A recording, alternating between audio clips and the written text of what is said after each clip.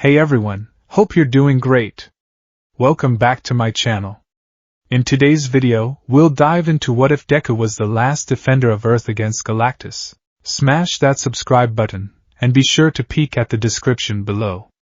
Let's begin. The wind was the only thing that still spoke with any authority. It was a lonely, mournful sound, a constant sigh that swept through the skeletal remains of Mizurufu, Japan. It whispered through the shattered glass of downtown high-rises, hummed a dissonant tune through slack power lines, and rustled the unnaturally lush ivy that was slowly, patiently reclaiming the asphalt kingdom of man. For 10 years, the wind had been the planet's primary voice. The silence it punctuated was a profound, suffocating thing, not the absence of noise, but the presence of an immense, planetary emptiness. Izuku Midoriya, now a man of 28, stood atop the highest point of what was once Yui High School. The main building was a hollowed-out carcass, its great glass archway a gaping maw of jagged teeth. He stood on the edge of the roof, the tattered green fabric of his hood flapping behind him like the wing of a wounded bird. His costume, once a vibrant symbol of youthful aspiration, was now a testament to a long, lonely war. The reinforced fabric was scorched, patched with mismatched materials scavenged over the decade. The metal plates of his iron sawls were scoured and dented, and the mask, with its iconic, all-might-inspired smile, hung around his neck, its grin seeming more like a grimace in the pale morning light. He was a different man.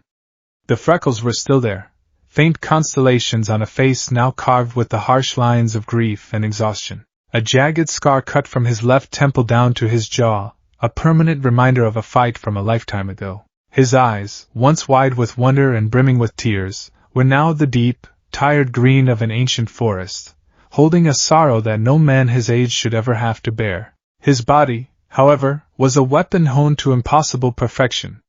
Years of wielding one for all at its absolute peak had sculpted him into something beyond human. The lean, powerful muscle beneath his costume was a living vessel for a power that could shatter mountains.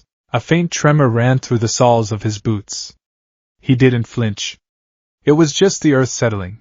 Another building a few blocks away finally succumbing to gravity's patient siege. It happened all the time. With a practiced ease that defied physics, he pushed off the ledge and dropped. He didn't plummet. Instead, he activated float, the quirk of the seventh wielder, Nana Shimura. He hung in the air, a solitary figure suspended between the bruised purple of the dawn sky and the silent, sprawling graveyard below. From this vantage he could see the city. It was horrifyingly beautiful. The Great Silence, as the few remaining historical records he'd managed to archive called it, had not been an act of explosive destruction. It had been a reaping. The heralds of Galactus had come not with bombs, but with a terrifying, selective efficiency. They had swept across the globe, and in a matter of 72 hours, the heroes of the world were gone, snuffed out. Then came the second wave, targeting the military, the governments, the villains, anyone with power. And then, the general population.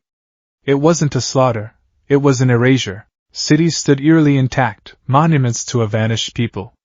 Cars sat motionless in the streets, some with doors still ajar. Parks were overgrown, playgrounds frozen in a state of perpetual, silent invitation. He was the last. The sole survivor. The final defender of a world already lost. His patrol began. It was a ritual, a habit born of a duty that had long since lost its meaning. There was no one to save, no one to protect. But the hero in him, the very core of his being that all might had nurtured, refused to die. So he patrolled. He maintained his vigil. He honored the dead by living the creed they had died for. He drifted silently over the city, a ghost in his own right. Black Whip, the quirk of the fifth wielder, Lariat, manifested as tendrils of dark energy that coiled around his arms, instinctively tasting the air for vibrations, for movement, for anything that wasn't the wind or the settling of ruins. Danger Sense, the gift of the fourth, Haikishinomori, was a constant, low hum at the base of his skull, a dull ache that had replaced the sharp alerts of his youth. The danger was no longer a speeding bullet, or a villain's lunge. It was the existential threat of his own solitude, the crushing weight of a silent planet. He passed the old Todoroki Agency building, its crystalline facade now clouded with a decade of grime. He thought of Shoto, of his quiet intensity, of the fire and ice that had represented a perfect, conflicted balance. He remembered their final sparring session, the grudging respect that had blossomed into a true, deep friendship. Shoto had fallen defending his family, a brilliant supernova of flame and frost against a being made of living rock. Teryx the Tamer, the first herald to make landfall. Further on, he floated over the skeletal frame of a shopping mall. He remembered a Saturday spent there with Achiko and Ida, the memory so vivid it was painful. Ida's rigid, chopping motions as he described the most efficient shopping route. Achiko's bright, infectious laughter as she tried on a ridiculous hat, her cheeks flushed with a joy that had seemed as infinite as the sky. He could almost feel the phantom warmth of her hand brushing against his. She had been vaporized defending a hospital full of civilians, her gravity powers holding a collapsing building aloft for 3 precious seconds, a final, defiant act against a cosmic firestorm unleashed by the herald known as Firelord. The memories were blades, and every patrol was a walk through a field of them. He landed softly in the courtyard of what remained of the Heights Alliance dorms. Weeds choked the plaza where they had held festivals, where they had trained, where they had simply lived. He walked to the entrance of the boys' wing, the door long since rusted from its hinges. His feet crunched on debris as he made his way to a familiar room. 3A, Bakugo's room. It was surprisingly preserved, a pocket of the past sealed by the collapsed ceiling of the floor above. A drum kit sat in the corner, gathering a thick shroud of dust. A poster of All Might, the same one Izuku had, was peeling from the wall. He ran a hand over a scorched blast mark on the wall, a relic from some long-forgotten teenage argument. Kaken. He'd fought like a cornered god. Izuku had seen the satellite recordings, the only records of the final battles. Bakugo, a maelstrom of explosions and fury, had actually managed to injure a herald. He had forced Silver Surfer, the most powerful of them, to acknowledge him as a threat. He had screamed his defiance to the very end, a final, roaring AP shot that had lit up the sky like a dying star before he was simply unmade. A familiar voice, raspy and quiet, echoed not in his ears, but in his mind. He was a fool, ninth. But he was our fool. It was Daigoro Banjo, the fifth wielder, his consciousness a permanent resident within the core of One for All. Izuku offered a small, sad smile. He saved more people than he ever let on. Fifth, pride was his shield and his cage. Another voice added, this one softer, warmer. Nana Shimura. He died a hero, Izuku. Never doubt that. He didn't. He never doubted any of them. His guilt was of a different nature. While his friends, his teachers, his entire world was being extinguished, he had been light years away. A joint mission with Captain Marvel and the Green Lantern Corps, responding to a distress call from a collapsing star system. They had saved a colony of 1 billion souls. He had returned a hero, triumphant, only to find his own world had become a tomb. The irony was a poison that had festered in his soul for 10 long years. He left the dorms, the ghosts of his friends walking with him. He made his way to his own base of operations, the ruined office of UA's principal.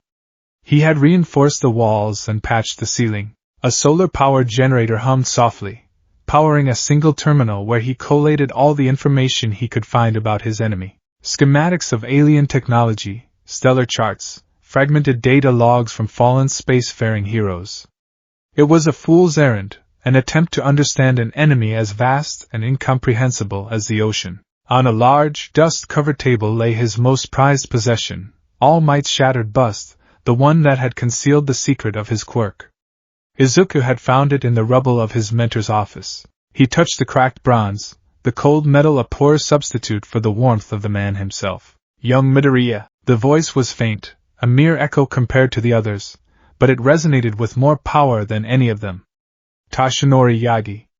All Might. The vestige of the eighth wielder was a constant, comforting presence, a spectral father watching over his son. I'm here, All Might. Izuku whispered, his voice hoarse from disuse. Your patrol is complete. You should rest. Conserve your energy. Rest for what? Izuku asked, the bitterness sharp on his tongue. They're not coming back. The heralds are gone. It's over. There's nothing left to fight. A profound silence filled the vestigial space within him. The other wielders, Yoichi Shigaraki, the solemn first, Heikid Shinomori, the pragmatic fourth, and the stoic sixth, all remained quiet, allowing the eighth to speak. It is not over until the source of the blight is gone. All Might's voice was gentle, but firm. The heralds were but the servants. The master, he has not yet come.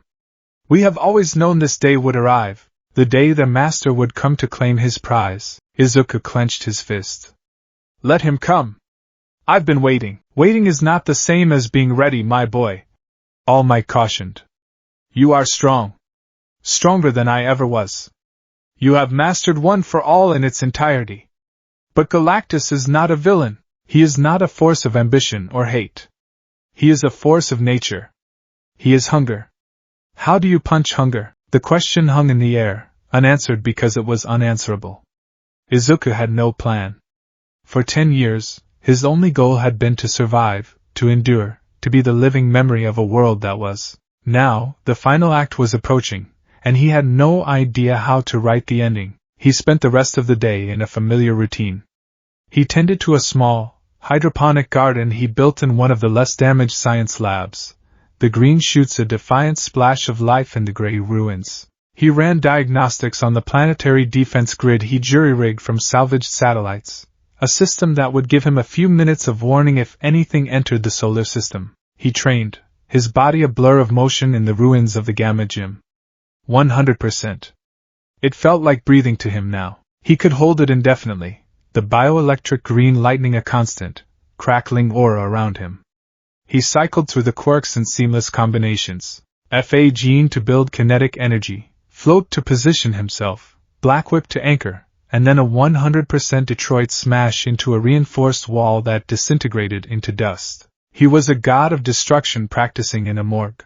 As evening approached, he returned to his perch atop the UA spire. He watched the sun begin its slow descent, painting the clouds in hues of orange and blood red. It was peaceful, the kind of profound peace that comes after the end of all things. And then it happened. It started not with a sound, or a sight, but with a feeling. Danger sense, which for a decade had been a dull, constant throb, suddenly screamed. It wasn't the sharp sting of a nearby threat. It was a piercing, mind-shattering siren that ripped through his consciousness, a primal terror that screamed wrong. Unnatural. And he staggered, clutching his head as the world seemed to tilt on its axis. The wind died. Utterly. The symphony of silence was replaced by a dead, flat vacuum. Even the insects, which had returned to the world in force, went still. Ninth! What is it? Lariat's voice was sharp, urgent. I don't know. Izuku gasped, his eyes scanning the sky.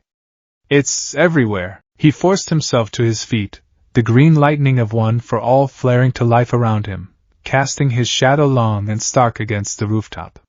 And then he saw it, a shadow. It fell over the eastern edge of the city, but it wasn't the gentle creep of twilight. This shadow was a perfect, razor-sharp line of absolute black, moving with an impossible speed. It was not a cloud blocking the sun, it was something blocking the light of space itself. It consumed the horizon, swallowing the brilliant colors of the sunset in an instant, plunging the world into a deep, unnatural twilight. The temperature dropped by 20 degrees in as many seconds. Izuku's breath hitched. He floated upwards, rising higher and higher, until the city was a map of dark canyons below him. He looked up, and his heart, a heart that had not known true fear in a decade, hammered against his ribs. It was a ship, but to call it a ship was like calling a supernova a spark. It was a structure of impossible scale, a mobile worldlet that dwarfed the moon in the sky. Its design was alien, defying all known principles of physics and aesthetics, a colossal, sphere and pylon construction that seemed to absorb the very light around it. TA-2. The world ship. He recognized it from the fragmented data Captain Marvel had given him. It settled into a high orbit, a new, terrible moon in Earth's sky. There was no grand declaration, no booming voice from the heavens, no warning shot. Just its silent, soul-crushingly vast presence. It was the arrival of an inevitability. The farmer had come to harvest the field. Izuku hung there in the cold air, a tiny speck of green light against the encroaching darkness. All the pain, all the loss, all the lonely years, it had all been a prelude. This was the moment. the reason he was spared, the reason he had endured. The vestiges within him were a chorus of grim, unified resolve. Their energy surged through him, a torrent of power accumulated over generations, all focused into this one final vessel. So it has come. Yoichi Shigaraki, the first, spoke for the first time that day, his voice calm and clear as a winter morning. The devourer of worlds, as if summoned by his name, a change occurred on the underside of the titanic vessel. A section of the hull shimmered, and a column of pure, white energy descended from the ship, cutting through the atmosphere like a surgeon's scalpel. It was not an attack.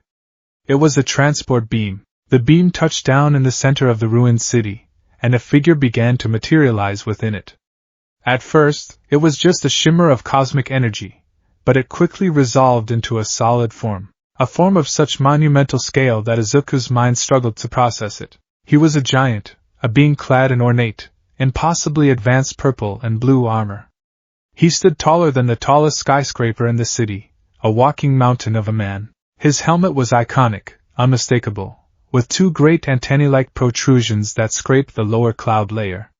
His eyes, visible within the helmet's shadowed recess, were not eyes. They were burning white voids, twin singularities that held the cold, indifferent light of dying galaxies. Galactus. He stood motionless for a moment that stretched into an eternity, his sheer presence warping the air around him. The ground trembled not from his weight, but from the raw, cosmic power he radiated. He was not standing on the earth was enduring his presence. Then, slowly, he raised his head. His gaze, an instrument of cosmic perception that could read the life force of a planet down to its very core, began to sweep across the silent world. It was a gaze of assessment. A gaze of calculation.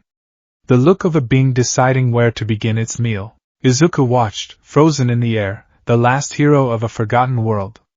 The green aura of One for All flared brighter, a desperate, defiant star against the all-consuming night. The eyes of Galactus, those terrible, white voids, continued their sweep.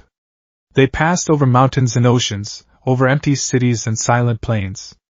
And then they stopped. They locked onto the single, infinitesimally small spark of organized, defiant energy that still shone on this otherwise quiet planet. They locked onto him. In that moment, Izuku Midoriya understood. He was not just the last defender. He was the final morsel. The last bit of resistance to be brushed aside before the feast could begin. The silence was broken by the sound of his own ragged breath, and a single, whispered word, a prayer to the ghosts who stood with him. Okay. For a long, terrible moment, there was only the pressure. The psychic weight of Galactus's gaze was a physical force, a focused gravity that threatened to crush the very air from Izuku's lungs. He felt infinitesimally small, a single flickering candle in a hurricane of cosmic indifference. The devourer of worlds regarded him not as a foe, but as a flaw, a tiny, unexpected variable in a simple equation of consumption. The silence stretched, thin and brittle, until it felt like the whole world was holding its breath. Ninth, be ready. The voice of Daigoro Banjo was a low growl in his mind, a coiled spring of tension. Whatever he does, meet it head-on. That is not an opponent you can meet head-on. Fifth, countered Haiku Shinomori, his pragmatic nature a chilling counterpoint. Observe. Analyze. Survive. Brute force here is suicide. Izuku didn't have time to process their counsel. Galactus moved, a gesture so slight it was almost imperceptible for a being of his scale. He raised a hand the size of a city block, his fingers unfurling slowly. There was no malice in the motion, no anger. It was the simple, deliberate action of a being about to brush a piece of dust from a canvas. But before the gesture was complete, a new light appeared. A silver star detached from the colossal form of the worldship, TA-2. It streaked through the upper atmosphere, leaving a shimmering, incandescent trail against the artificial twilight. It moved with a speed that defied inertia, a silver bullet fired from the bow of a god. As it descended, the shriek of its passage was not of displaced air, but of reality itself being torn asunder. The silver object slowed its descent as it neared the city center, resolving into a humanoid shape. It hovered for a moment, a figure of liquid chrome and starlight, before touching down with impossible grace in the very epicenter of the cratered downtown district. It landed with no sound, no impact tremor, Instead, where its feet met the cracked asphalt, the ground seemed to lose its integrity. The pavement dissolved into a fine, gray sand, and the skeletal frames of nearby buildings began to sag and flow like wax, their molecular bonds unraveling under the herald's passive aura. This was no simple reconnaissance drone. This was a being of immense power. A herald. Izuku's heart hammered a frantic rhythm against his ribs. The heralds. The butchers of his world. He had studied the fragmented records, memorized their names and powers. Terex, with his mastery of earth and stone. Fire Lord, a living star. And the most powerful, the Silver Surfer, the one Bakugo had fought to his last breath. Was this him? Returned to finish the job? With a surge of furious energy, Izuku shot across the sky, a green comet closing the distance in seconds. He landed 100 meters away, his iron saws cracking the already unstable ground. The green lightning of One for All crackled around him, a storm of defiance. You've taken everything from this world. Izuku's voice was a low, dangerous growl, amplified by the coiled power within him. I'm giving you one chance. Leave. Now. The silver figure stood motionless, its back to him. It was lean and athletically built, its entire body coated in a seamless, metallic sheen that reflected the ruined city in its distorted surface. The power cosmic, the source of the herald's might, was a visible, crackling aura of white and silver energy that danced around its form. Slowly, the figure turned, and Izuku's world, a world he thought could not be broken any further, shattered. The face was smooth, almost featureless, like a polished mannequin. But the underlying structure, the strong jaw, the shape of the nose, the high cheekbones, it was all terrifyingly familiar. And the eyes, they were not the cold, alien eyes of a cosmic entity. They were human eyes, but the vibrant, life-filled color had been bleached away, replaced by pools of liquid silver that held the reflection of distant, dying stars. There was no iconic shock of blonde hair, no boyish cowlick. But the face belonged, unmistakably, to Mirio Togata. The breath caught in Izuku's throat, a sharp, painful thing. No, he whispered, the single word a fragile puff of disbelief. It can't be. He took a half-step forward, his entire body trembling. The memories hit him like a physical blow. Mirio, his smile as bright and powerful as the sun, explaining the mechanics of permeation. Mirio, holding a terrified Eri, promising her that everything would be okay. Mirio, his quirk lost but his spirit unbroken, giving him a thumbs up from his hospital bed. Lemillion, the hero who had been closer to the number one spot than anyone, the symbol of unbreakable optimism. This thing was not him. This was a mockery. A hollowed-out effigy wearing his face. The Herald of Null tilted his head, a gesture of mild curiosity. His voice, when it came, was the final, devastating proof. It was Mirio's voice, but stripped of all warmth, all emotion. It was a flat, synthesized monotone, layered with a faint, cosmic echo, as if speaking from across a vast, empty void. Izuku Midoriya, the ninth holder of the One for All anomaly. Your energy signature is the last significant pocket of organized resistance on this world. A fascinating concentration of life force. The clinical, detached analysis was more horrifying than any threat. Mirio, senpai? Izuku's voice cracked, thick with a grief so sudden and profound it felt like he was drowning. What have they done to you? The being you call Mirio Togata was granted an honor beyond his comprehension. The herald stated, his silver eyes unblinking. He was elevated. His limited perception was shed. His form was perfected. He has been given purpose, as a servant of the great and necessary cosmic balance. Balance? Izuku snarled, raw fury cutting through the shock. You call the extinction of my entire planet balance? This planet is designated biomass. The herald replied, his tone unchanging. Its life force is required to sate the master's hunger. His existence preserves the universal structure. The lives of a single, primitive species are a small, logical price for the continuation of reality. Your defiance is sentimental and illogical. He raised the silver hand, palm open. Cease your resistance.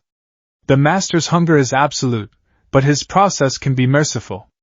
A quick, painless absorption is preferable to a futile struggle. Surrender, and your end will be swift. The perversion was complete.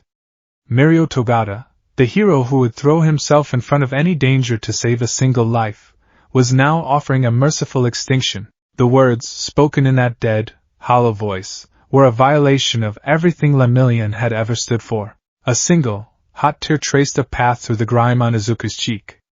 The grief solidified into a diamond-hard core of rage. "You're not him," he seethed, crouching into his fighting stance. The green energy of One for All exploded around him, churning the air, kicking up a storm of dust and debris. "Whatever you are, you're wearing my friend's face. And I'm going to take it off you." The herald showed no reaction. "Regrettable."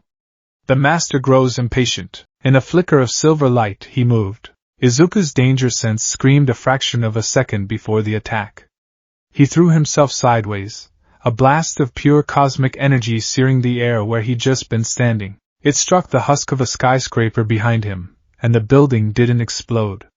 It simply ceased to be, its steel and concrete dissolving into shimmering particles that were swept away on the wind. Izuku's mind raced, processing the sheer destructive power. This was far beyond anything the other heralds had displayed. This was deconstruction on a molecular level. "You can't fight him, Ninth!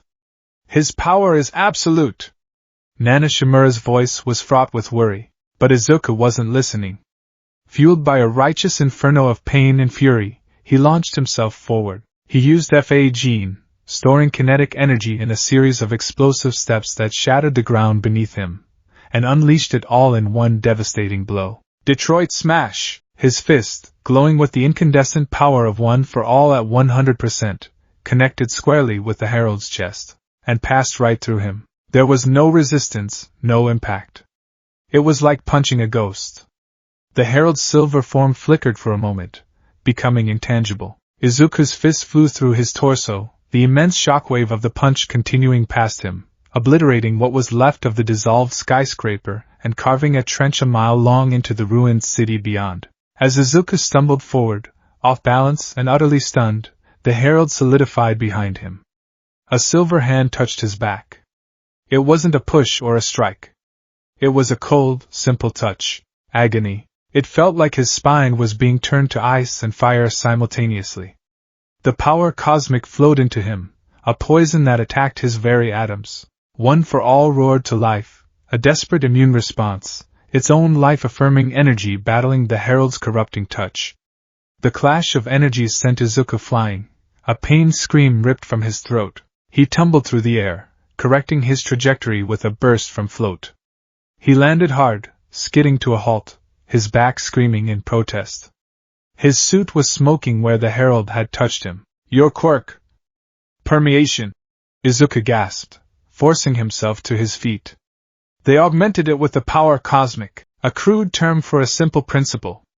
I control my own quantum state," the herald explained with chilling detachment. "I can phase through any matter, any energy. I can also impart that instability onto anything I touch. You cannot harm me, Izuku Midoriya. And I can unmake you with a touch." This conflict was decided before it began. Izuku grit his teeth, forcing the pain down. Haikage's words echoed in his mind. Observe. Analyze. Survive. Brute force was useless. He had to be smarter. He had to be faster. He had to be more creative than he had ever been in his life. He took a deep breath, and the battlefield changed. He activated Smokescreen and Quirk, flooding the entire downtown area with a thick, vision-obscuring cloud of dense smoke. It was not the simple distraction of his youth. At this level of mastery, he could control its density and flow, creating a swirling, disorienting miasma. He took to the air with float, darting through his own smokescreen like a phantom. Danger sense was his guide, a psychic compass needle that twitched and jumped, tracking the herald's position within the gray labyrinth. A silver bolt of energy cut through the smoke, missing him by inches. Then another, and another. The herald wasn't firing blind. He could sense Izuku's energy. Fine. Let him. Black Whip erupted from Izuku's arms and back, not just a few tendrils, but a storm of dozens of semi-sentient black energy whips. They didn't lash out at the herald directly. That would be pointless. Instead, they shot out in all directions, wrapping around the steel skeletons of ruined buildings, tearing massive chunks of concrete from the streets, grabbing entire city buses and derelict cars. In seconds, Izuku had turned the environment into his weapon. He became a puppeteer of wreckage, orchestrating a symphony of destruction. A 10-ton slab of concrete flew at the herald from the left. It phased right through him. But as it did, a rusted bus flew at him from the right. He let that phase through as well, but Izuku wasn't trying to hit him. He was boxing him in. As the herald stood there, letting the debris pass harmlessly through his intangible form, Izuku made his real move. He shot down from above, not with a punch, but with his feet. He had used FA gene to build up a colossal charge of kinetic energy in his legs. Manchester Smash! He brought his axe kick down not on the herald, but on the ground directly in front of him. The impact, amplified by 100% of OFA, was apocalyptic. The earth itself shattered. The entire city block collapsed inwards, creating a massive, deep crater. The herald, caught in the epicenter, began to fall. As he fell, Izuku's black whip tendrils, which had been waiting, snapped into action. They latched onto the edges of the collapsing crater, weaving a dense, high-tension net of black energy over the top, sealing him in the newly formed cavern. Izuku landed on the edge of the pit, panting. "You can phase through my attacks, senpai," he called down into the darkness. "Can you phase through an entire city block?" For a moment, there was silence. Then, a calm, echoing voice rose from the depths. "A clever tactic. You seek to imprison me. But you mistake the nature of my power. I do not just pass through matter, I command it." The entire crater began to glow with a silver light. The black whip net sizzled and dissolved as the very rock it was anchored to became unstable. The Herald of Null rose from the pit, floating effortlessly, not a scratch on his chromed skin. The tons of earth and concrete that had buried him simply turned to dust and drifted away. He looked at Izuku, and for the first time, a flicker of something new crossed his face. Not anger. Not frustration. It was the cold, analytical glint of a scientist who had found a particularly interesting specimen. "You are more resilient than the data suggested," the Herald said. "Your ability to synergize your powers is noteworthy. It is a pity it must be extinguished." He raised his hand, and the power cosmic flared. But this time, he wasn't firing a simple blast. He was gathering energy, a miniature silver sun forming in his palm. This was a planet killer, a city-ending blast meant to finish this once and for all. Izuku's heart sank. He had thrown his most creative strategy at him, and it had failed completely. He had no way to harm him, no way to contain him. As the energy in the Herald's hand grew, casting stark, dancing shadows across the ruins, Izuku's mind raced, searching for any answer, any hope. And he found the only weapon he had left: memory. "Sir Nightai was proud of you," Izuku yelled, his voice raw with desperation. "He saw the future. He saw you become the greatest hero in the world. He died believing in you, Mirio." The silver sun in the Herald's palm wavered for a fraction of a second. The name, Sir Nightai, seemed to cause a microscopic glitch in his perfect, cosmic composure. Izuku pressed on, his words now his only ammunition. "Eri! What about Eri? Do you remember her? You saved her. Your smile was the first thing that made her feel safe. She learned how to smile because of you. You were her hero, Mirio. You were her Lemillion." He took a step forward, his own power receding, leaving him vulnerable, his stance open and pleading. "I remember what you told me after you lost your quirk." Izuku's voice cracked, tears now flowing freely. "You said you were still Lemillion. That you'd keep working until you were back. You never gave up." The Mirio I knew would never give up. He would never bow to anyone. He would never let them turn him into this thing. He'd keep smiling, even at the end of the world. He pounded his own chest with his fist. "So tell me, where is he? Where is the man who taught me what it means to be a real hero? Where is Mirio Togata?" The Herald stood frozen. The silver sun in his hand flickered violently, its containment failing. His smooth, metallic face began to contort. The impassive mask cracked, and underneath was a face etched with an agony that transcended galaxies. The silver in his eyes swirled, and for a heartbeat, a flicker of the bright, familiar blue returned. His jaw worked, trying to form a word. A single, choked sound escaped his lips, a ghost of his old, booming voice. Airy, a single tear, made of liquid starlight, traced a path down his silver cheek. The man was still in there. Trapped. Screaming, but the moment was fleeting. A surge of cosmic power, raw and overwhelming, flooded his system. It was as if Galactus himself had reached out and tightened the leash. The flicker of blue was extinguished, smothered by the cold, silver void. The expression of anguish was wiped clean, replaced once more by the detached, empty mask. The herald raised his head, his voice colder than ever before. The sentimental attachments of the previous host are irrelevant. He turned his half-formed attack away from Izuku and unleashed it on the horizon. A blinding beam of silver energy shot across the sky, impacting a distant, dormant volcano. The resulting explosion was silent from this distance, but the entire mountain peak vaporized in a flash of light, sending a mushroom cloud of ash and rock into the upper atmosphere. It was a demonstration, a final warning, but in that moment of hesitation, that single crack in the facade, Izuku saw his chance. It wasn't a chance to win. It was a chance to survive. A chance to buy time. He couldn't hurt the herald's body. But for a second, he had hurt the man inside.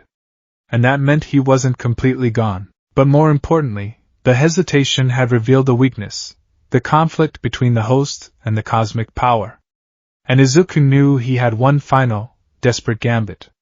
He couldn't attack the herald, but he could attack the planet. He dropped into a low stance, the green lightning of one for all flaring with an intensity that dwarfed anything before. Every cell in his body screamed as he drew upon the core, the very heart of the stockpiled power. The vestiges were silent, their combined will flowing into him, lending him their strength for this single, insane gamble. Fa Gene charged his muscles with unimaginable kinetic potential. Black Whip erupted, not to attack, but to anchor him, the black tendrils plunging deep into the bedrock around him, bracing him against the very planet he was about to strike. The herald turned back, sensing the immense power spike. Your continued resistance is... He never finished the sentence. Izuku unleashed everything. Wyoming! Smash! He didn't punch forward. He punched down. He poured every ounce of One for All, every bit of kinetic energy from Fa Gene, into a single, focused piston strike aimed at the continental plate beneath his feet. The world broke. The impact didn't create a crater. It created an earthquake. The ground for miles around buckled and shattered. A spiderweb of immense canyons tore through the city, swallowing entire districts. But the force wasn't directed outwards, it was directed down. He had created a shockwave aimed at the planet's core. The herald, floating in the air, was unharmed by the physical destruction. But that wasn't the point. Izuku had created a focused, directed seismic event. A battering ram of planetary mass. The herald's eyes widened slightly as the ground beneath him gave way not to a simple collapse, but to a violent, downward thrust. He tried to float higher, but the sheer force of the displaced tectonic plate was too much, too sudden. He was caught in a geological shotgun blast. He reflexively turned intangible to let the rushing tide of rock and magma pass through him. And that was exactly what Izuku had counted on. He was intangible, yes, but the kinetic energy of 1 billion tons of rock moving at supersonic speeds was transferred to him all the same. He was no longer falling. He was being driven. Propelled. A silver bullet shot into the heart of the world. He phased through the mantle, through the outer core, carried by the unstoppable momentum of Izuku's planet-cracking blow. Izuku collapsed to his knees on the edge of the newly formed abyss, his right arm shattered, his body screaming in protest. Blood trickled from his nose and ears. The feedback from a punch that powerful was immense, and only the raw, healing power of OFA was holding his bones together. He was panting, his vision swimming with black spots. He had done it. It was a temporary solution, a desperate, insane gambit. It would take time, maybe hours, for the herald to fight his way back from the planet's core. Time he desperately needed. He staggered to his feet, looking up at the sky.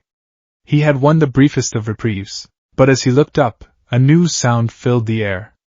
A low, grinding hum that vibrated in his very bones. It came from above. From the world ship. A section of TAA-2 opened like a vast metallic jaw, and from its dark throat, a colossal piece of machinery began its slow, inexorable descent. It was a spire of alien metal, miles long, bristling with conduits and energy collectors. It was the first piece of the elemental converter. The machine that would bleed his world dry. Galactus hadn't even flinched. The battle, the sacrifice, his desperate, planet-shattering attack, to the devourer of worlds, it had all been nothing more than the twitching of a dying meal. The true battle had just begun. And Izuku Midoriya was already running on empty. The ground was still trembling from the aftershocks of his planet-cracking gambit. Izuku knelt on the precipice of the abyss he had created, his right arm a mangled ruin of flesh and bone, held together only by the emerald threads of One for All's restorative power. Each ragged breath sent a fresh wave of agony through his system. The air tasted of ozone and pulverized rock.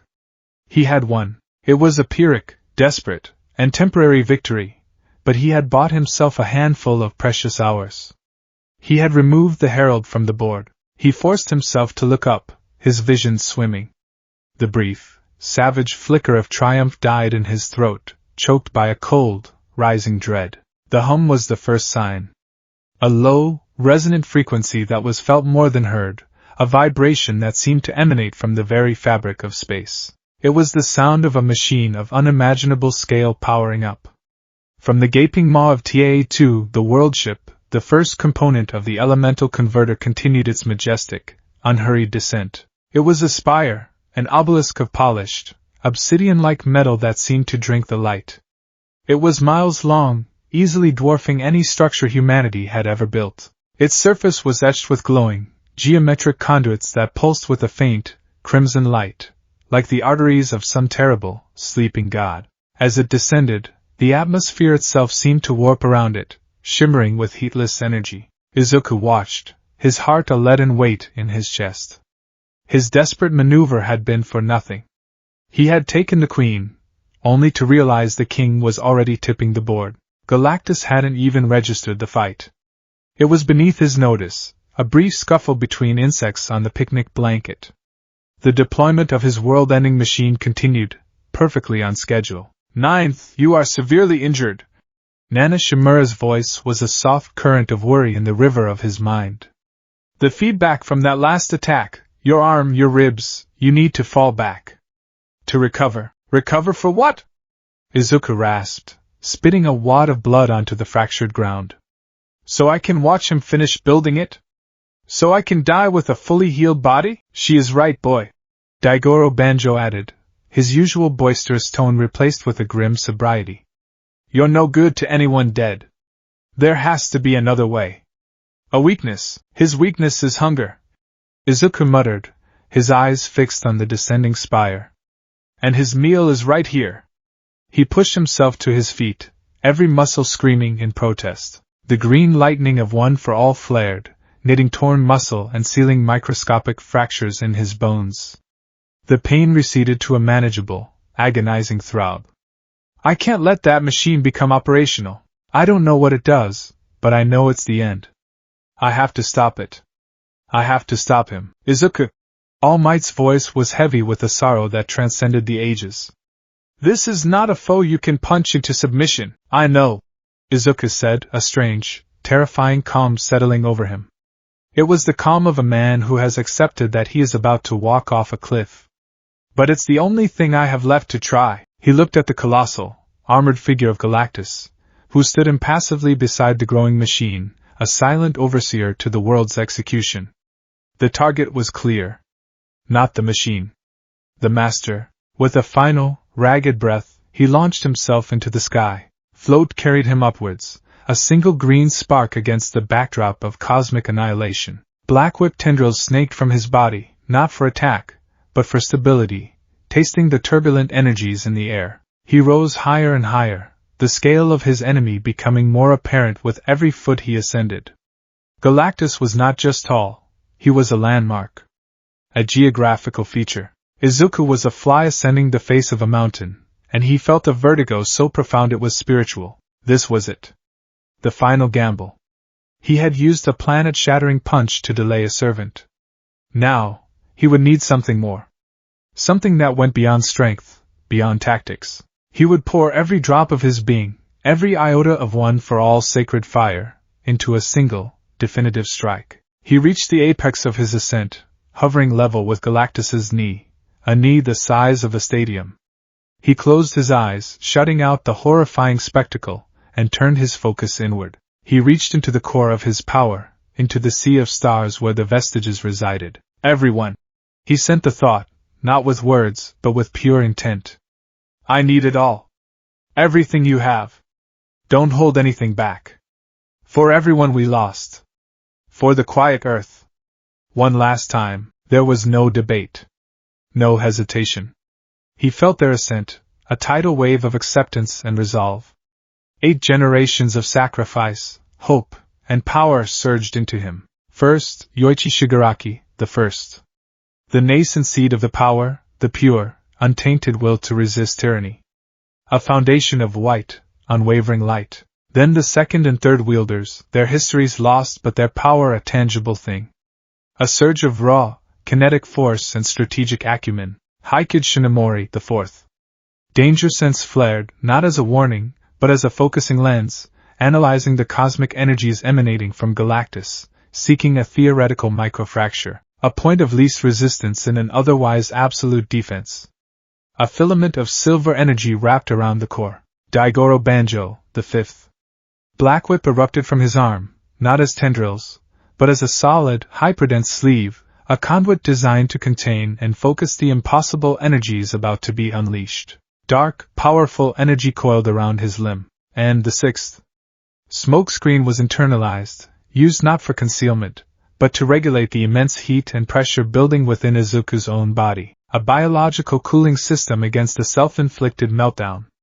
A swirl of gray mist tempered the growing inferno. Nana Shimura, the seventh. Float was the anchor, holding his body perfectly stable in the chaotic airspace, providing the flawless platform from which to launch this final, desperate salvo. A gentle, blue aura grounded him in the sky. Tashinori Yagi, All Might, the eighth. His was the lion's share, the vast ocean of stockpiled power that had defined an age of heroism. It was the sun to which all other powers were mere planets, a roaring, golden tsunami of sheer, indomitable force. And finally, Izuku Midoriya, the ninth. His own will, his own boundless empathy and unbreakable drive to save, was the crucible that contained it all. Outside his body, the effect was apocalyptic. The green lightning of One for All shifted, its color spectrum broadening until it was a coruscating rainbow of pure energy. The air around him cracked, space itself seeming to bend under the strain. He was no longer just a man. He was a singularity of heroic intent, a living bomb powered by 9 souls. He drew back his mangled right arm, the sleeve of black whip compressing the swirling energies into a single point of unbearable brightness at his fist. He could feel his own cellular structure beginning to break down under the strain. This was beyond 100%. This was beyond any theoretical limit. This was an absolute, final expenditure. He opened his eyes. They were no longer green. They were white-hot stars. He aimed for the center of Galactus's massive greave, the closest point of his armored body. Danger sense screamed that there was no weak point, no vulnerability. He ignored it. With a cry that was the combined voice of 9 heroes, a sound that was half roar of defiance and half sob of despair, he pushed off the air and fired his fist forward. United States of World Smash! Time seemed to slow. He was the thunderbolt, and the world was his witness. He crossed the distance in a millisecond, a streak of polychromatic light. The silence of the upper atmosphere was absolute, making the moment even more surreal. Then impact. The resulting explosion of light was brighter than the sun. A silent, expanding sphere of pure energy that vaporized the clouds for 100 miles in every direction. The force was so immense that it generated its own atmosphere, a shockwave that slammed into the ground below, leveling what was left of Muzurifu and shaking the entire continent. It was an attack that could have shattered a small moon. An attack that held the love, rage, and sorrow of an entire extinguished world. Izuku was thrown back, his body a broken ragdoll, his arm now little more than charred bone and vaporized flesh from the elbow down. The black whip sleeve had disintegrated. The rainbow of light was gone. He was falling, tumbling through the air, his consciousness flickering. But through his blurry, fading vision he watched. He had to see. He had to know that his sacrifice, the ultimate expression of his power, had meant something. The light faded. The dust of the shockwave settled, and he saw it, Galactus's leg. It was utterly unharmed. Not a scratch. Not a scorch mark. Not a single microscopic dent. The impossibly advanced cosmic armor had absorbed the entirety of the United States of World Smash as if it were a gentle spring breeze. The energy, a force that could have altered the planet's orbit, had simply dissipated against his hull. A raindrop against a mountain, nothing. It had all been for nothing. The sheer, soul-crushing futility of it was a blow more devastating than any physical impact. It wasn't that his attack had been weak. It was that his enemy was on a plane of existence where the very concept of his attack was meaningless. He had brought the greatest sword ever forged to a battle against the ocean itself. As Izuku fell, broken and empty, Galactus, for the first time, reacted. He moved. The motion was ponderously slow, yet possessed a terrifying, inevitable grace. The colossal head, with its iconic, impassive helmet, turned. It tilted down, and the two burning white voids that served as his eyes, each one a universe of cold indifference, focused. They found the tiny, falling speck of green that had dared to strike him. And then, Galactus spoke. The voice was not sound. It did not travel through the air. It was a psychic tsunami that crashed directly into Izuku's consciousness, bypassing his ears, his mind, his very soul. It was a voice ancient beyond reckoning, vast beyond comprehension. Hearing it was like having the history of every dead star, every cold, empty galaxy, and the crushing silence of the void poured directly into his brain. The vestiges within him recoiled, their own powerful consciousnesses dwarfed, silenced by this ultimate, cosmic utterance. Your defiance is noted, insect. The words were not angry. They were not cruel. They were a simple statement of fact, a geological observation. The sheer pressure of the voice was an agony beyond pain. It stripped away his hope, his identity, his very sense of self, leaving him raw and exposed. He was not a hero. He was not the ninth wielder of One for All. He was an insect, a fleeting, statistically insignificant anomaly. And it is irrelevant. With that final, dismissive thought, Galactus acted. His hand, a construct of cosmic matter larger than the island Izuku had been born on, rose slowly. The fingers, each one a skyscraper, were relaxed. This was not a fist. This was not a chop. This was a dismissal. He backhanded him. The motion was casual, almost lazy. The kind of gesture one would use to swat a fly. The impact was absolute. One moment, Izuku was falling. The next, he was a projectile. He didn't even have time to scream. The force of the blow was so immense that it transcended the physics he knew. He was accelerated from a dead fall to well beyond escape velocity in a nanosecond. The air around him ignited, not just from friction, but from the sheer cosmic energy imparted by the blow. He was encased in a plasma sheath, a man-made meteor streaking across the sky. His suit, the last gift from his mother in Mayhatsum, designed to withstand incredible punishment, was flayed from his body in fiery strips. The reinforced armor plates vaporized. The fabric disintegrated. All that was left were smoking, burning tatters clinging to his frame. He shot across the Japanese archipelago in a matter of seconds. The sonic booms he created were not singular events. They were a continuous, rolling thunder that shattered windows in cities that had no one left to hear them. He flew over the Sea of Japan, the force of his passage boiling the water in his wake, leaving a trail of steam that stretched for miles. He was still accelerating. He slammed into the Asian continent with the force of a tactical nuclear strike. The first impact was a mountain range. He didn't crash into it. He went through it. The mountains simply ceased to exist, exploding into a cloud of dust and molten rock. The impact barely slowed him. Pain was a distant, irrelevant concept. His nerves had been overloaded and burned out microseconds after the initial blow. The only thing keeping his body from atomizing was the raw, primal energy of One for All, desperately, futilely trying to hold his form together. He skipped off the upper mantle like a stone on water, ricocheting back into the upper atmosphere. He flew backwards over Russia, a flaming, screaming portent in a sky that had no one to watch it. He saw the curve of the earth, the cold, glittering expanse of space above. He was a piece of debris, ejected from his own world. His trajectory finally began to arc back down. He re-entered the atmosphere over what was once Europe, a streak of green-tinged fire. The friction seared his skin, boiling the moisture from his body. The G-forces were tearing his organs apart. He saw the ground coming. An endless expanse of green fields and the gray scars of empty cities. France. The final impact was a cataclysm. He hit the earth in a field outside the silent, beautiful ruins of Paris. The resulting crater was half a mile wide and hundreds of feet deep. The shockwave flattened the nearby forests and sent a tremor through the ground that was detected on the other side of the planet. And then silence. For a long time, there was nothing. Just the wind, whistling over the edge of the fresh, smoking crater. At the bottom of the pit, lying in a twisted, broken heap, was what was left of Izuku Midoriya. He was unrecognizable. His body was a tapestry of third-degree burns, shattered bones, and mangled flesh. His left arm was gone completely. His right was a charred stump. Both his legs were broken in dozens of places, twisted at impossible angles. He was breathing, but each breath was a shallow, wet gurgle of blood and fluid. He was alive.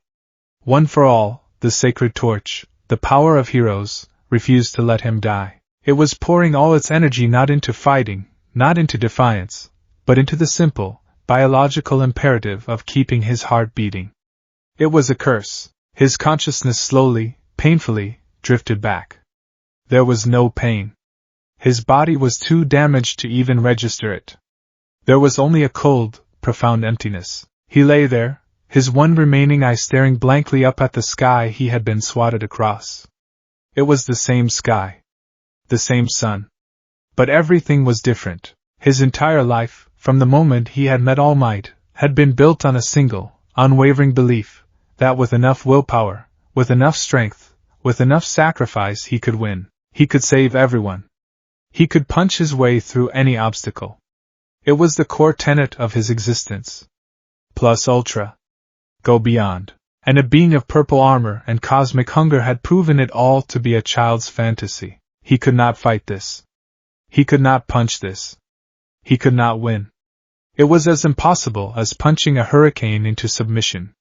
As impossible as wrestling gravity to the ground. He had fired his ultimate weapon at a god, and the god had not even blinked. The despair that washed over him was a thing colder and more final than the vacuum of space. It extinguished the last embers of his fighting spirit. It was a quiet, certain, and absolute knowledge of his own irrelevance. He had failed. He was going to die in this crater, and the world was going to be eaten, and there was nothing, absolutely nothing, he could do about it. He reached inward, to the council of heroes that had always guided him. He sought All Might's reassuring wisdom, Nana's gentle strength, Daigoro's boisterous encouragement. But for the first time since he had inherited the quirk, the inner world of One for All was completely silent. The vestiges were there. He could feel their presence, faint and distant. But they were quiet. Stunned. Crushed by the same overwhelming, hopeless truth that he now faced. Even they, the legendary wielders of this mighty power, had no answer. They had witnessed the futility of their combined might.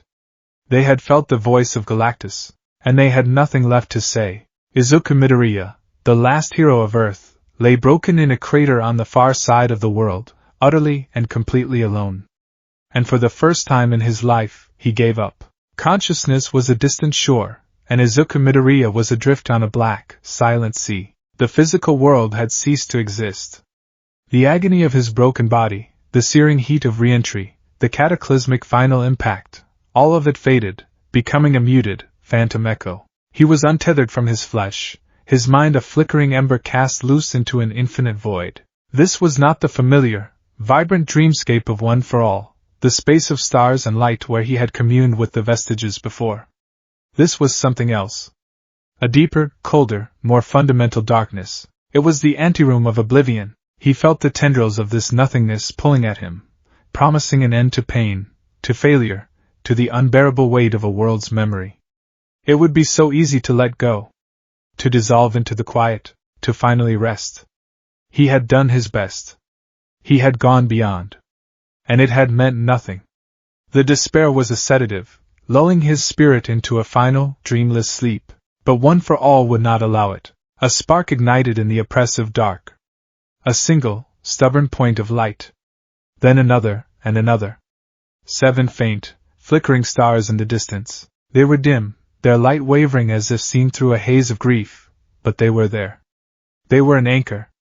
Slowly, agonizingly, they began to pull his drifting consciousness toward them. The darkness resisted, but the combined will of 8 generations, though shaken, was still a force of nature. His perspective coalesced. He was no longer adrift, but standing. He was whole, not his physical body, but his spiritual self, an avatar of his consciousness clad in the ghostly, idealized version of his hero costume. He stood on a floor of polished obsidian that reflected a starless sky. Before him stood the others. The 7 who came before, and the one who had chosen him. The Council of 8. They were not the confident, powerful figures he was used to seeing. The psychic shockwave of Galactus's voice, the sheer, irrefutable proof of their power's futility, had wounded them on a fundamental level. Daigoro Banjo, the 5th, was on one knee, his head bowed, the usual wild energy that surrounded him reduced to a sullen, smoky aura. And the 6th stood with his arms crossed, his face an impassive mask, but the tight set of his jaw betrayed a deep, simmering frustration. Heike Shinomori, the 4th, paced back and forth, a nervous, kinetic energy about him, his ghostly form flickering as if struggling to maintain its cohesion. Nana Shimura, the 7th, stood apart from the others, her gaze fixed on some distant, unseen point in the void. Her form was the most stable, but a profound sadness radiated from her, a sorrow so deep it seemed to cool the very air of this non-space. And then there was All Might. Tashinori Yagi stood in his skeletal form, the spectral projection of his true self. The familiar, confident smile was gone, replaced by a look of deep, paternal pain. He looked at Izuku's spiritual form, and his gaze was that of a father who had led his son to an unwinnable war. He seemed lost. The symbol of peace, the pillar upon which the modern world of heroes had been built, had no answers. He had faced down All for One, a being of unimaginable malice, but this was different. This was an enemy beyond the scope of his philosophy. The first to break the heavy silence was, predictably, Daigoro. He slammed a spectral fist into the obsidian floor, a crack of silent thunder echoing through the void. Damn it all! His voice was a raw, furious growl. To end like this! Swatted aside like a gnat! After everything, all the generations, all the sacrifice, for it to mean nothing? I won't accept it! He surged to his feet, his form flaring with dark, powerful energy. Get up, 9th! Your body's still breathing. As long as we have a spark, we can fight! We'll hit him again! And again! We'll fight until this quirk burns out of your bones, and we're all scattered to the void. And what good would that do, 5th? The voice was quiet, yet it cut through Daigoro's rage like glass. It was Heike Shinomori. He stopped his pacing and turned, his gaze sharp and clinical. I have been analyzing the energy readings from the encounter. The power you expended in that final attack was approximately 4.8 times 10 to the power of 19 joules, roughly equivalent to the seismic energy of a magnitude 9.5 earthquake, focused into a single point. His armor's energy dissipation efficiency is, for all intents and purposes, perfect. Our maximum output is a statistical 0 against his defenses. To attack again would be an act of petulant futility. We cannot win this fight. Heroism isn't about math, you damn hermit! Daigoro roared back. It's about standing up when no one else will. It's about fighting for what's right, win or lose. And who are we fighting for now, Daigoro? The question, soft and devastating, came from Nana Shimura. She finally turned to face them, and the grief in her eyes was a tangible thing. It was an ocean. Look around us, she said, her voice trembling but clear. This space, it's always been connected to the 9th. To his will, his spirit. Feel it now. It's empty. Because he is empty. The boy is broken, and who can blame him? We raised him, we trained him to believe that he could save everyone. And then we watched as he became the sole survivor of a planetary genocide. She took a step toward the center of the group, her gaze sweeping over them all. Our purpose, the very reason for One for All's existence, was to pass the torch. To protect the innocent, to fight for a better future for those who couldn't fight for themselves. But there is no one left. There is no innocent to protect. There is no future to fight for. The earth is a graveyard, and we are its ghosts. So tell me, what is our purpose now? To die in a final, meaningless gesture of defiance? To be a footnote in the history of a cosmic entity's meal? Is that the legacy of One for All? Her words hung in the void, heavy and unanswerable. She was questioning their very existence, the creed that had defined all of their lives and deaths. She was right. A hero with no one to save was just a fighter. And they had already lost the fight. Izuku watched them, a silent observer in his own mind. He felt a pang of guilt. Their despair was a reflection of his own. This broken, silent version of their world was his creation. He was the vessel. He was the failure. His own thoughts, not spoken, but felt, began to bleed into the space. A wave of pure, undiluted despair washed over the vestiges. It was the feeling of a child realizing monsters were real. The feeling of watching everyone he had ever loved die. The guilt of surviving. The shame of his own weakness. The soul-crushing agony of utter and complete hopelessness. I'm sorry, the thought emanated from him, a whisper in a dead world. I wasn't strong enough. I'm sorry, All Might. I couldn't be the hero you needed. Toshinori Yagi flinched as if struck. He walked toward Izuku's spectral form, his skeletal face etched with a pain that was almost unbearable to witness. No, my boy, he said, his voice raspy with emotion. No. Do not apologize. You are the greatest of us all. You mastered this power in ways I could only dream of. You brought us all together. You are everything I ever hoped you would be and more. He stood before Izuku, placing a transparent, ghostly hand on his shoulder. When we first met, All Might continued, his voice regaining a sliver of its old, comforting warmth. I told you that the heart of a hero was the desire to meddle when you didn't have to move before you have a chance to think. Your body did that, on that day with the sludge villain. And you have done it every day since. You have never, ever hesitated to save others. That is the truth of you, Izuku Midoriya. That is a truth that no god of the cosmos can ever take away. He paused, and for the first time, the symbol of peace looked utterly defeated. But, I confess, my boy, my philosophy was built for a world of men. Of villains and heroes. Of right and wrong. I taught you how to punch. How to fight. How to be a symbol. I never prepared you. I never prepared myself for a foe that cannot be punched. For a force that isn't evil, but simply is. My teachings, my strength, they are inadequate here. And for that, it is I who am sorry. The confession was a stunning blow. All Might, the unwavering pillar, admitting the limits of his own ideals. It was the final nail in the coffin of their hope. If even he had no answer, then there truly was none. A heavy, profound silence descended upon the council. It was the silence of a tomb.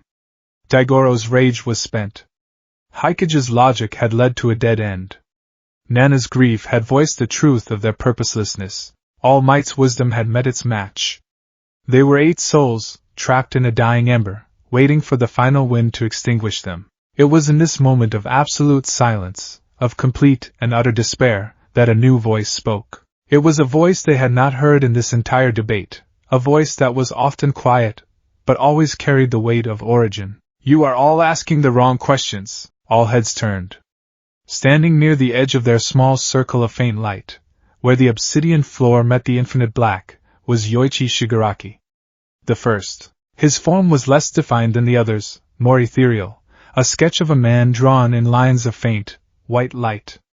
He was thin, almost fragile-looking, but his eyes held an ancient, patient intelligence. He had been watching, listening, his expression unreadable. He took a slow step forward, the void seeming to part for him. You ask, how do we fight him? You ask, what is our purpose? Yoichi's voice was calm, not with resignation, but with a clarity that cut through the despair. You are thinking like heroes facing a villain, but Tashinori is right. Galactus is not a villain. He is not my brother, driven by malice and a lust for power. He is a fundamental force. He is hunger. You cannot destroy a hurricane by punching the wind. You cannot end a drought by yelling at the sun. He paused, letting his words sink in.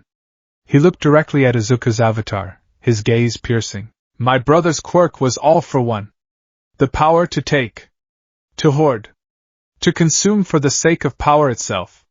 He was an emptiness that sought to fill itself by creating emptiness in others. In a way, he was a microcosm of what we face now. And I learned, in my brief, failed life, that you cannot defeat that kind of hunger by meeting it with force.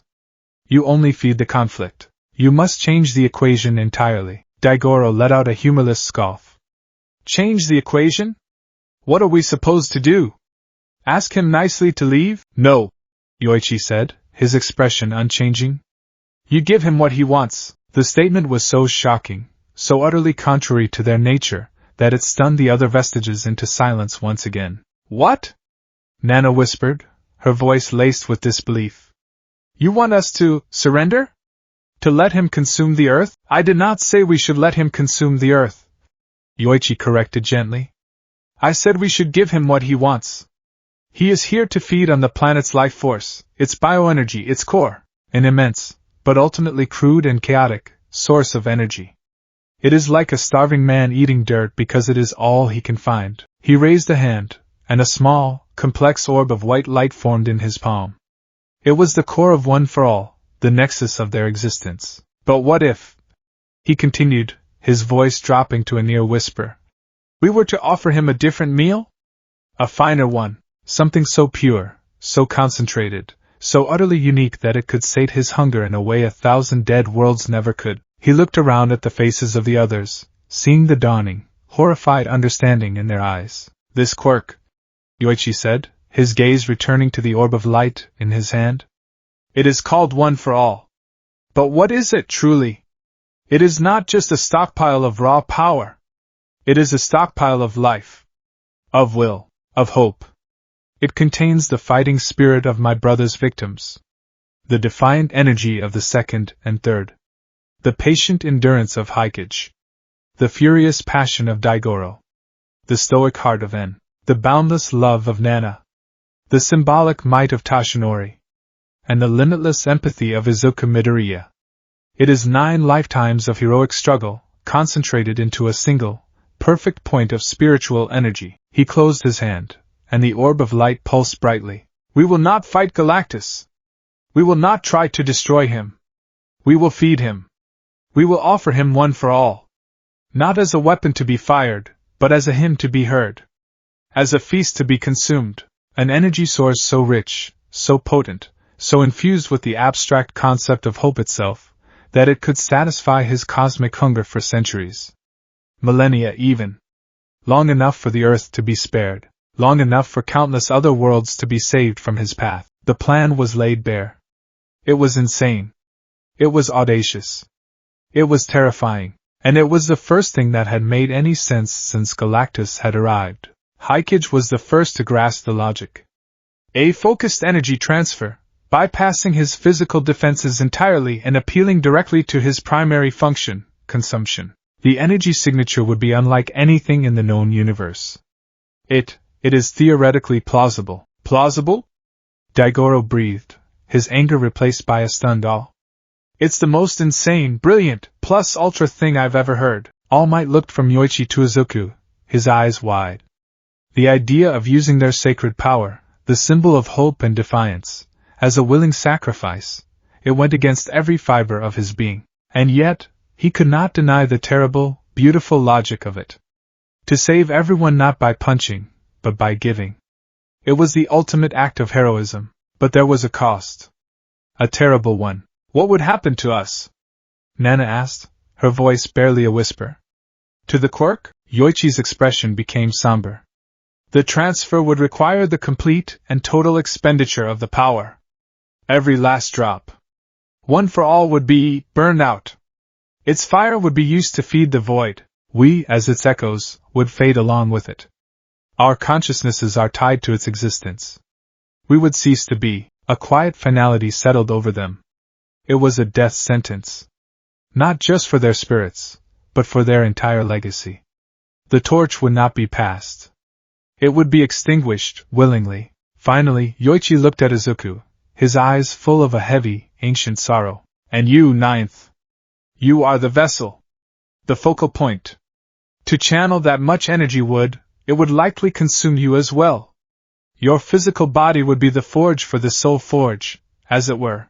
At best, you would be left a corkless, broken man. At worst, he didn't need to finish. The implication was clear. This was a suicide mission. The ultimate sacrifice. For the first time since entering the void, Izuku's avatar moved with purpose. He stepped forward, standing before the first wielder, his spiritual form solidifying, the despair receding like a tide, replaced by a quiet, resolute calm. He had been given an answer. Not the one he wanted, but the one he had. A plan. A chance. Not to win, but to save. It was a sliver of light in an absolute darkness. It was enough. He looked at All Might, at Nana, at Daigoro, at all of them. He saw their fear, their resolve, their acceptance. They were with him. He was not alone. He then looked at Yoichi Shigaraki, the man who had started it all, the man who had just given him a way to end it, and Izuku Midoriya, the ninth and final wielder of One for All, gave his answer. Not with a word, but with a single, determined nod. A new fire was lit within him. It was not the roaring inferno of defiance. It was a small, steady, pilot light of purpose. His body was broken, his world was dead, and his enemy was a god. But he had a mission, and he would see it through to the very end. The Council of Eight was in agreement. The quiet earth would have its final defender, and their last act would not be a roar of battle, but a whisper of sacrifice. The return to the physical world was a violent, agonizing birth. One moment, Izuku was a whole and resolute spirit in the calm, starless void of One for All. The next, he was slammed back into the shattered cage of his body. Sensation returned not as a gentle awakening, but as a full-system electrocution. Every severed nerve ending screamed at once. The pain of a body crushed, burned, and broken on a continental scale flooded his senses, a tidal wave of pure agony that threatened to drown the newfound purpose he had found in the council. He lay at the bottom of the crater, a twisted ruin half buried in scorched earth. His one good eye fluttered open, staring at the alien sky of what was once France. The sun was high, a merciless, indifferent orb. For a moment, the pain was all-consuming, and the darkness beckoned once more, a sweet promise of release. But then, he remembered Yoichi's words. Nana's grief. All Might's sorrowful pride. The plan. The sacrifice. The one, infinitesimal chance he had to give meaning to this ending. Purpose. The thought was a lifeline. He clung to it, using it as an anchor against the storm of his own physical suffering.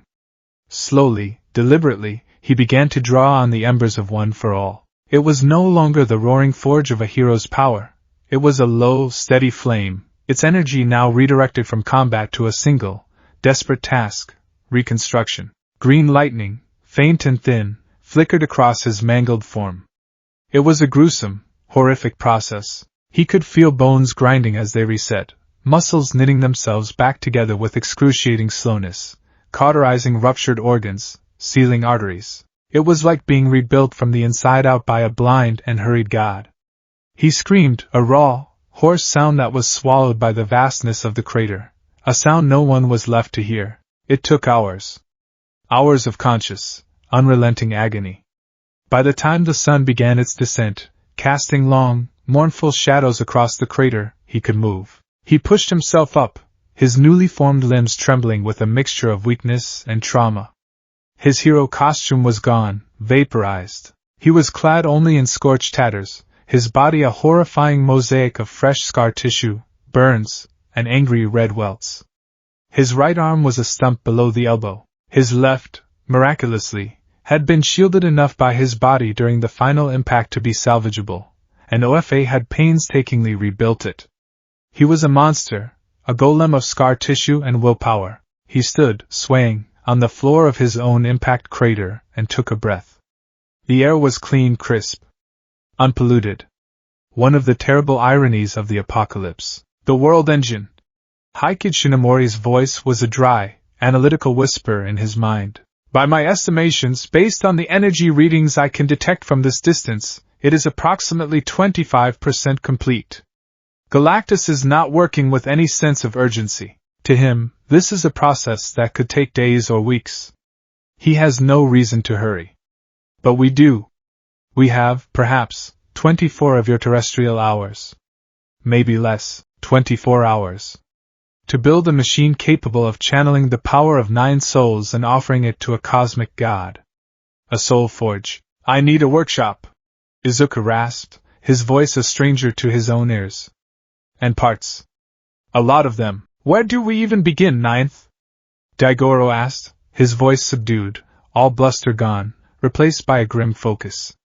The world is a scrap heap. Izuku closed his eye, forcing his battered brain to work. He wasn't just a brawler. He had spent years studying, analyzing quirks, and in his lonely decade, he had taught himself engineering, physics, and computer science out of sheer necessity to maintain what little technology he had. He envisioned the device Yoichi had described. It needed a power source to initiate the channeling process, a series of regulators to handle the impossible energy flow of OFA, and a focusing array, a lens to shape the raw energy into something Galactus could absorb. The components were rare, specialized. Many were likely destroyed. But he knew where to look. His mission would be a pilgrimage, a journey through the graveyards of his past, to gather the scraps of a future that never was. With a surge of borrowed strength, he leaped from the crater. Float caught him, lifting him into the cold evening air. His speed was greatly reduced, his body still a fragile, patchwork thing. He began his journey east, a broken ghost flying over a dead continent. First destination, the ruins of Island. He flew for hours, a lonely silhouette against the moonlit clouds. Crossing continents was a trivial matter when he was at his peak. Now, it was an arduous, draining ordeal. He pushed through the exhaustion, his mind locked on the first location. Island. The floating bastion of scientific ingenuity, home to the greatest support item developers in the world, home to David and Melissa Shield. As he approached from the sea, the island was a dark, jagged shape against the horizon. The advanced defense systems had fought back against the heralds. And they had lost, spectacularly. The central tower was a shattered stump, its top half sheared away and cast into the ocean. The support columns that kept the island afloat were damaged, and the entire structure listed at a precarious angle, half submerged in the churning sea. He landed in what was once the central plaza, the place where he had attended the gala, where he'd worn a slightly too tight tuxedo and felt the warmth of his friends around him. He remembered laughing with Melissa, her brilliant smile as infectious as her father's genius. He remembered All Might, in his prime, a beacon of hope for the world. The memory was a sharp, physical pain, a phantom limb aching for a life that had been amputated. Focus, Ninth. Haikage's voice was a steadying presence. Sentiment is a luxury we cannot afford. I know, Izuku whispered, pushing the ghosts away. He made his way toward the ruins of the main laboratory tower. The security systems were long dead. He navigated the treacherous, debris-choked corridors, his danger sense alerting him to groaning support beams and unstable floors. He was searching for David Shield's personal workshop, a place he'd been given a brief tour of all those years ago. He found it on a sublevel, miraculously protected from the worst of the destruction by a collapsed floor above. The room was a scientist's dream, now a dusty, silent tomb. Blueprints were scattered across tables, covered in a decade of grime. A holographic projector flickered weakly, displaying the faded, three-dimensional model of a support item. And there, on a reinforced workbench, was what he was looking for. A prototype device, something David had been working on to amplify quirk energy. It was a series of heavy-duty power converters and, at its heart, a set of crystalline focusing lenses, each one cut with impossible precision. They were designed to take the chaotic energy of a powerful quirk and collimate it into a stable, coherent beam. He remembered Melissa explaining it to him with sparkling eyes, talking about how it could revolutionize rescue efforts, allowing heroes to channel their power for delicate tasks. A tool of salvation. Now, he would repurpose it for a different kind of salvation. The ultimate kind. This will work for the array, he said, his voice echoing in the dead lab. He began the delicate process of salvaging the components. His hands, though scarred, were steady. As he worked, disconnecting the lenses from their housing, a small, silver picture frame on the desk caught his eye. He picked it up, wiping away the dust. It was a photo of David Shield and a much younger Tashinori Yagi, arms slung around each other's shoulders, grinning like fools in their UE uniforms. Two young men, full of dreams, who believed they could change the world. One with his strength, the other with his mind. In the end, both had been proven tragically mortal. Izuku carefully placed the lenses and converters into a makeshift satchel he'd fashioned from a fireproof curtain. He took one last look at the photograph, at the smiling ghost of his mentor. He felt All Might's presence within him, a quiet, profound wave of sorrow and pride. Thank you, Melissa? Thank you, Professor Shield, he thought, before turning and leaving the laboratory to its ghosts. Second destination, Hatsam's workshop, UA High. The flight back to Japan was a race against the dawn. He pushed his broken body harder, the drain on One for All becoming a palpable, physical ache. He arrived at the ruins of UA. As the first, faint fingers of morning light touched the sky, painting the shattered campus in shades of gray and rose, he didn't allow himself to linger, to look at the crumbling dorms, or the overgrown training grounds. The ghosts were thickest here, and he did not have the strength to face them all again. He went straight to the development studio, Mei Hatsam's kingdom of chaos and creation. The entrance was blocked by one of her babies, a massive, quadrupedal mech that had been deactivated mid-stride, its head blown clean off by a cosmic blast. He slipped past it, entering the workshop. It was exactly as he remembered it, only amplified by a decade of decay. It was an explosion of technology, a hoarder's paradise of wires, metal plates, half-finished inventions, and blueprints scrawled on every available surface. It smelled of ozone, oil, and dust. Mei Hatsam. A whirlwind of manic, brilliant energy. She had seen him not as a symbol or a prodigy, but as a fascinating vessel of raw power, a perfect test subject for her babies. She had pushed him, challenged him, and built the very armor and gauntlets that had served him for so long. She had been a genius, a true, untamed force of innovation. He'd heard she was vaporized while trying to hotwire a Herald's grounded starskiff, her curiosity and audacity her final, defining traits. He scanned the glorious mess, searching. He knew what he needed. The energy flow from One for All, especially when completely unleashed, would be wildly unstable. He needed the best energy regulators ever conceived, something that could handle the output of a small star without melting. And he knew Mei had been obsessed with that very problem. He found her schematics pinned to a grease-stained corkboard, hidden behind a curtain of tangled cables. The title, scrawled in her familiar, explosive handwriting, read, Project, Quark God Breaker High-Yield Energy Regulators, Theoretical. Don't blow up campus! A sad smile touched Izuku's lips. Of course, following the schematics, he found the prototypes on a high shelf in the back, locked in a reinforced containment case. There were 3 of them. Cylindrical devices wrapped in thick coils of an unknown alloy, with heatsinks that looked like brutalist sculptures. They were her masterpieces, over-engineered to a ridiculous degree, designed to regulate energy outputs that no known quirk could ever produce. No known quirk except his. As he packed them carefully into his satchel, his foot kicked something on the floor. It was a pair of goggles, her signature multi-lens eyewear. One of the lenses was cracked. He picked them up, the worn leather straps still holding the faint scent of machine oil. He remembered her shoving them onto his face, her own eyes gleaming with a mad light as she declared, Now you can see your own awesomeness in 20 different spectrums, Midoriya. She had been a supernova. A brilliant, chaotic star that had burned out far too soon. He held the goggles for a moment longer, a silent thank you to the mad genius who had helped arm him for the end of the world. He gently placed them back on the workbench, a small token on an altar of forgotten dreams. Third destination, a fallen Stark tower. He had the focusing array and the regulators. Now he needed the catalyst. A power source. The soul forge would run on one for all, but to initiate the transfer, to create a stable, focused stream from the chaotic wellspring of his power, he needed a kickstart. A battery powerful enough to handle the initial surge before the main flow began. Solar and geothermal were too slow, too weak.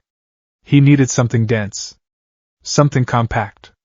Something man-made and brilliant. His mind went back to a time before the silence, a brief, strange era of crossover, when their world had temporarily brushed against another. A world of gods and monsters, of men in armor and super soldiers. The incursions had been brief, confusing, and violent, but they had left scars on the world. And artifacts. He knew of one such place. In the rebuilt business sector of Tokyo, a monument to that strange time had been erected and subsequently ruined, Stark Tower. The flight was short. The tower was an elegant, sweeping structure of glass and steel, now a jagged spear of broken windows and twisted metal. It had been one of the first places a herald had struck, a clear and obvious symbol of power. Landing on what was once a helipad, he looked down through the shattered floors. He could see deep into the building's ruined heart. He remembered meeting Tony Stark once, a brief, tense encounter during the crisis.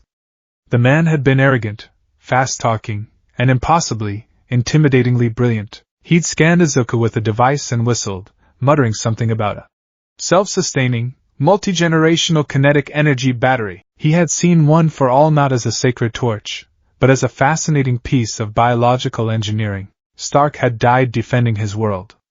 Just like All Might. Just like everyone. The thought was a comfort and a sorrow. Heroism, it seemed, was a universal language. And its final word was always sacrifice. Izuku descended through the tower, floor by ruined floor. He wasn't looking for the main reactor that had once powered the building. That would have been the first thing destroyed. He was looking for something smaller, more personal. A spare. He found it in the wreckage of Stark's penthouse workshop. The place was a disaster zone, a high-tech paradise torn apart by cosmic forces. But amidst the debris, half buried under a collapsed support beam, was a charging station for the Iron Man armors. And plugged into it, still giving off a faint, ethereal blue glow, was a spare arc reactor. It was the Mark III chess piece, a circle of light and power, a testament to a genius who had built a heart for himself in a cave, with a box of scraps. The symbolism was not lost on him. Here he was, at the end of all things, gathering his own scraps, trying to build a heart for a dying world. He carefully extracted the reactor. It was warm to the touch, humming with clean, contained energy. It was perfect. More than enough to kickstart the soul forge. As he held it, he noticed something etched into the metal casing, almost too small to read. A simple phrase, proof that Tony Stark has a heart. Izuku's own heart ached. It was a joke, a piece of snark from a man who hid his profound vulnerability behind a wall of wit. But now, in the silence of a dead world, it felt like a sacred text. It was a reminder that even the most cynical, the most arrogant, the most broken people could be heroes. That a hero wasn't about being perfect, it was about showing up when it mattered. He secured the arc reactor in his satchel with the other components. He now had everything he needed. The lens, the regulators, the power source. The scraps of fallen geniuses, the ghosts of his friends. He stood on the edge of the broken tower, looking out at the silent, sprawling metropolis of Tokyo. He saw the ghosts everywhere now. Kaken, rocketing between buildings, a grin of savage joy on his face.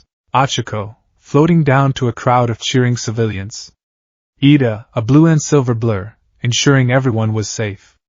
Kirishima, a hardened shield, protecting the innocent. Tsuyu, a steady presence, saving people from a flood. They were all there. In every ruined street, every silent building. Their echoes were the only citizens this city had left. The pain of the memories was no longer a sharp, stabbing thing. It had settled into a deep, profound ache. It was the foundation upon which he now stood.